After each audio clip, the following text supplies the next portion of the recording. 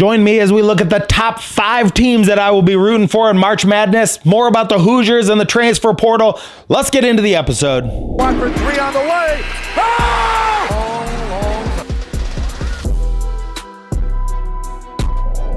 Hello, guys, and thank you once again for joining me on Indiana Sports Connection. I am your residential anchor, Aaron. Thank you so much for being here. Thank you so much for being part of this Hoosiers and Colts community. We're growing this channel so fast, so subscribe to the channel. I have some huge giveaways coming up on the channel at 750 subscribers, so you'll win home field apparel. I will do a drawing at that time, and we will do giveaways, and we will have a good time.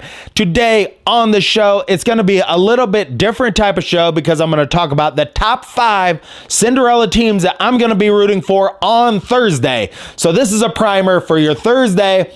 From noon until midnight, the tournament's going to be going on the whole day. We're going to see a lot of excitement. And I'm telling you right here, if anybody on CBS, NBC, any of these shows tell you that they know who's going to be the Cinderella stories in these games, they don't know crap, because nobody knows anything about anything that's going to go on in this tournament. And if they act like they do, they have no idea. So I am your residential anchor. I'm going to give it to you straight. We'll talk about, at the end of this, a little bit about the Hoosiers and a little bit about the Colts. But let's get into it right now. The top 5 Cinderella teams that you'll be rooting for on Thursday. Let's get right into the list. All right, coming in at number 5, I have Nevada. Nevada plays Dayton, and that's going to be at 4:30 in Salt Lake City. I got Nevada in this game, and you can probably guess why. Steve Alford, 59 years old, taking his team to the tournament for the second consecutive year. They have a much more experienced team there in Nevada. So I'm rooting for you, Steve. If you want to get some skin in the game, you know what? This is a good, Nevada's a 10 seed, and there's always a few 7-10 splits pretty much where the 10 seed wins. So this is mine. Come on, Steve, get Nevada to the Sweet 16. We want to see you beat Dayton. Dayton plays a really slowed down style of game. Can Nevada negate that? And we'll see. You know what? I've not watched Nevada play all year, so I'm not going to lie to you. I'm going to be watching that for the first time. Coming in at number 4, the team I will be rooting for, and this one might be obvious to a lot of Hoosier fans, Oakland. Oakland right up here in Michigan. They won the Horizon League, which also, that's where IPFW plays in. If you don't know, Oakland beat IPFW, or Purdue, Fort Wayne, whatever you want to call it over there. But they're in the Horizon League. Oakland beat them. Oakland will be playing against Kentucky. That is at 7:10. And I do know this about Kentucky. They don't play defense. They pretty much just wave at the players going by. Kentucky will be highly favored in this game, and that's all the more reason to be rooting for Oakland. I'm going with my heart on this one. Oakland taking down Kentucky. And number 3 on the list, a team that I really had to look up for a while how to pronounce their name, because I've been looking at it for days just saying it all wrong. Duquesne Dukes.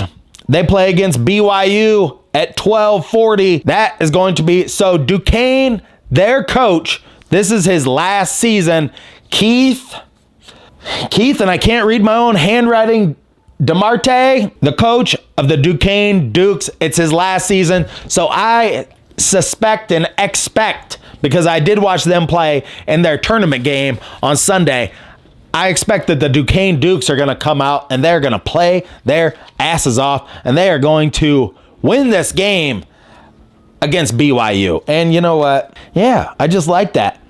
Coming in at number 2 on my list, it's McNeese State. All right, and I do not know where that is. I just did some research about it, but I still don't know where it is. So they are playing Gonzaga. I think Gonzaga is highly overrated. St. Mary's, I believe St. Mary's killed Gonzaga in their tournament. So that is at 7:25 on Thursday. That is a game that I will be watching, and I think McNeese State is primed to upset Gonzaga, because I think Gonzaga is way overrated, and I think McNeese comes in with, they have some sharpshooters, as well as coming into my number 1 pick on this list, it's Samford, and you know they're playing Kansas. Kansas has been, and I've watched some of their games, Kansas is a team that I think has way underperformed this season. Coming in at a 4 seed, Kansas, I just don't see them with a lot of fire, and I think Kansas is just going to get I think they're going to get outplayed. Samford has some real sharpshooters on this team. And also Ryan Jones will be playing in his hometown. So that game is on at 9:55. These are all, I kind of wanted to get these spread out a little bit, the ones that I'm going to be rooting for. But there you go. Nevada, Oakland, Duquesne Dukes, McNeese State, and Samford. That's my top 5 for the NCAA tournament for Thursday. And I'll make another video tomorrow. We'll talk about the Cinderella picks for Friday's games, the ones that we're going to be rooting for. And I'm going to tell you, I put very little, well, I did some research on these guys, but these are just the teams that I want to root for. Now let's talk about the Hoosiers. What do the Hoosiers have? We got nobody in the transfer portal yet as of this recording on Tuesday night. And you know what? Right now in the transfer portal, it's a bunch of guys that played 1 to 2 minutes on different teams. So a lot of the guys that are good players in the transfer portal, I think they're playing in the tournament, or they just haven't put their name in if there's an actual good player. There's a few I've heard people talking about, but I'm going to tell you, from doing research on this transfer portal the past few days, it is highly overwhelming trying to look up and study these hundreds and hundreds of players. I suspect there will probably be, by the end of the transfer portal, I think last year there were 390 kids in the transfer portal total. So there might be 400 to 500 in it this year. And this is why, where Indiana said, you know, they cut out the season early to start working on recruiting. I mean, they should have been working on this like day after day for the past 2 years. And then you wouldn't be in this situation, Indiana. You'd have something there, some building block pieces that would be coming back, and you'd just be looking for maybe 1 or 2 guys. But Indiana's looking practically to replace their entire team. We really don't know what's going to happen right now, and that's a little scary. It's scary, you know. 1,000 points of light. It's bad. It's real bad right now. So what are the Hoosiers? What can they do? They're going to be having to squeeze a lot of lemons and get a lot of juice from those lemons. But we just don't know anything as of right now. I am so looking forward to the tournament. So looking forward to the women's tournament as well. Indiana women's got a 4 seed. Unfortunate, they are in the South Carolina bracket, because that South Carolina women's team, boy, they are rough and tumblers, and that is going to be a tough matchup for whoever. But you're going to have to beat that team anyway.